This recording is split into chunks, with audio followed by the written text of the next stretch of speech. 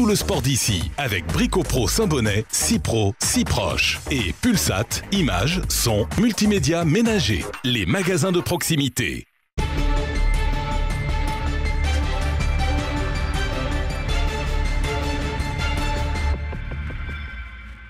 Bonjour à tous et bienvenue dans cette nouvelle édition du Journal des Sports. On va faire une petite rétro puisque c'est les fêtes de fin d'année et...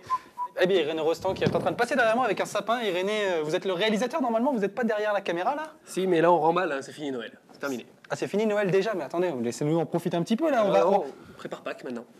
Bon, je peux finir mon émission juste... Allez-y, avec plaisir. Alors, en fait, on va parler du Tour de France qui s'est passé en juillet dans les Hautes-Alpes. D'ailleurs, le Tour de France dans les Hautes-Alpes, c'était pas vous, Irénée, qui l'avez réalisé ce tournage? Si, c'était très, très bien d'ailleurs ces 3 jours, vu que nous avons eu 3 étapes du Tour de France qui sont passées dans le département.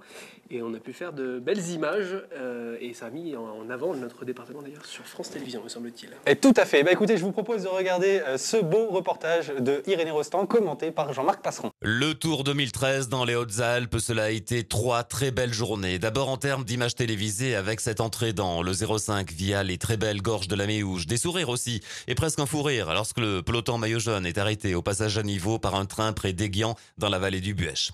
Et puis le sport bien sûr avec une victoire portugaise, celle d'Alberto Rui Costa sur l'avenue d'Embrun à Gap. Il ne manquait plus que des moments d'émotion. Et on a été gâtés en la matière. Le mardi 16 juillet, dans cette fameuse descente de la Rochette au-dessus de Pont-Sarrazin, où il y a 10 ans, Bellocchi avait lourdement chuté et Lance Armstrong coupé à travers champs. Cette fois, c'est un autre Espagnol qui chute, Alberto Contador, Chris Froome. Le maillot jaune est obligé de poser pied à terre. Et il reprochera d'ailleurs à son challenger de l'avoir attaqué dans la descente. Une belle étape, Vaison-la-Romaine-Gap, qui accueillait pour la 22e fois le Tour dans un département qu'il a reçu 72 fois depuis l'été 1905, avec à cette époque un passage au col Bayard, à l'endroit même où Gap a transformé son logo pour l'occasion et marqué ce 100e Tour de France. Puis ce fut une belle soirée où la caravane du Tour a rayonné même au marché nocturne de Prunières où Gérard Holtz s'est essayé à la guitare. Allez encore. Et quelle que soit l'heure de la fin de soirée, tout le monde était en piste le mercredi 19 juillet au petit matin pour le contre-la-montre événement entre Embrun et Chorges, une petite ville de 2600 âmes qui accueillait le 3e événement sportif mondial du jamais vu depuis Josier en 2008. En ce qui concerne ce meilleur temps, donc depuis maintenant quelques arrivées. 10h17, le premier coureur s'élance du plan d'eau d'Embrun sur les balcons de Serponçon et parmi eux, le haut alpin d'adoption Rudy Mollard, motivé à l'extrême par le parcours qui passait devant le domicile de ses parents. Il terminera le chrono à une honorable 40e place pour son premier Tour de France, un tour qui ne sera pas suivi de vacances.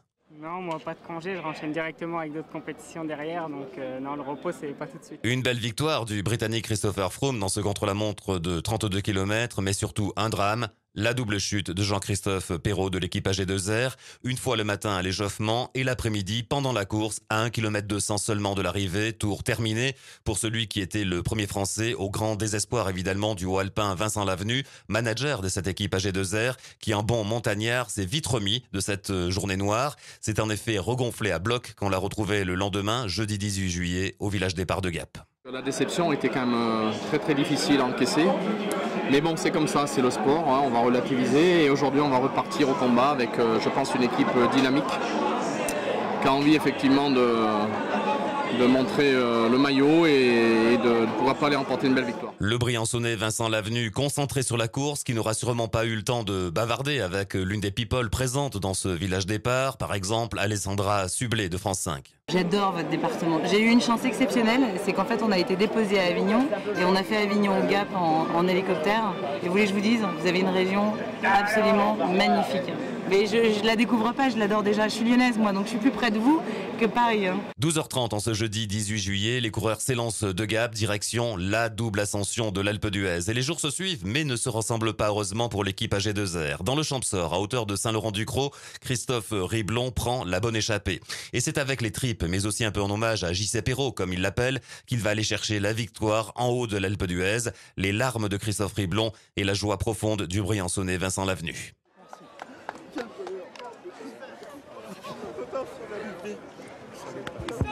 3 jours de tour dans les Hautes-Alpes, particulièrement réussis avec de superbes images qui ont fait le tour du monde, ce qui n'enlève pas à l'existence de critiques qu'il nous faut évoquer, puisqu'une partie de la population ne se sent pas associée à cet événement populaire qu'est le passage du Tour, et qui, s'il est gratuit pour le public, coûte cher pour les collectivités, plusieurs centaines de milliers d'euros. Mais il demeure vrai qu'il est bien difficile de trouver d'autres occasions de diffuser dans le monde entier autant d'images et de belles images de notre région. Une satisfaction, des exploits qui n'enlèvent pas aussi au questionnement sur le dopage qui a plané au-dessus de cette dernière semaine de Tour de France. Rappelez-vous de cet échange entre nos consultants, Michel Rodriguez et Willy Voet. J'aime trop le vélo. Et c'est vrai, j'ai peur. Parce que la façon qu'il a monté plus vite que Armstrong et plus vite que Pantani, voilà quoi. Et ça a été prouvé que ces deux-là, ils étaient chargés comme des mules. Pour moi, tant que quelqu'un n'a pas été pris en flagrant délit de dopage, pour moi, il n'est pas dopé. Donc, parce que c'est un petit peu embêtant d'avoir une suspicion sur tout le monde. Je n'empêche pas pour les gens d'avoir une suspicion, mais c'est un petit peu embêtant de penser de cette manière. Alors le Tour va revenir dès 2014, entre autres à Risoul, ce qui n'est pas fait pour déplaire aux journalistes. Gérard Holtz. J'adore. On est là-haut, on retrouve la Pastorale, qui est un de mes lieux de prédilection quand je suis dans le coin pour les petites vacances ou le Tour de France. À chaque fois, on repasse là-bas. Et puis, il y a un climat. Il y a vraiment un climat dans les Hautes-Alpes qui me convient bien. Donc, la fatigue, on oublie complètement lorsqu'on participe par bonheur à l'un des plus grands événements mondiaux de sport. Un partenariat durable entre le Tour et les Hautes-Alpes qui devrait s'y arrêter 3 années sur 5. Christian Prudhomme, le patron d'ASO. Et qu'on a eu beaucoup de plaisir à être ici. Le final de Gap était formidable. J'ai l'habitude de dire que la ligne droite de Gap est la plus belle ligne droite du Tour de France avec les Champs-Élysées, mais il n'y a pas seulement ça, parce que le col de Mans, sa montée et sa descente font décidément toujours de l'actualité. Il y a eu une bagarre formidable à la fois au niveau de la victoire d'étape, ce qui est beaucoup plus rare quand il échappait à beaucoup d'avance, également au niveau des leaders. Oui, on peut donc parler de belles réussites de ces 3 jours, grâce aussi, il faut l'avoir évoqué, à la complicité d'un élément majeur, la météo. Les orages aiment visiblement le vélo. Ils ont eu en tout cas l'amabilité d'épargner la route du Tour, puisque la pluie n'a fait son apparition qu'après le démontage de la ligne d'arrivée de Chorges, ou encore au moment même où les coureurs quittaient un département qui est plus que jamais une terre de vélo. Cette rétrospective 2013 est maintenant terminée. On avait parlé du Tour de France qui s'est bien déroulé, un gros événement en juillet 2013.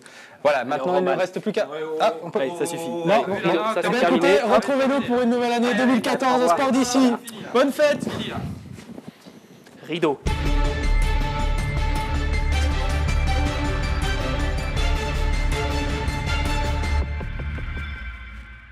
Tout le sport d'ici avec Brico-Pro Saint-Bonnet, si pro, si proche. Et Pulsat, images, son, multimédia ménager. Les magasins de proximité.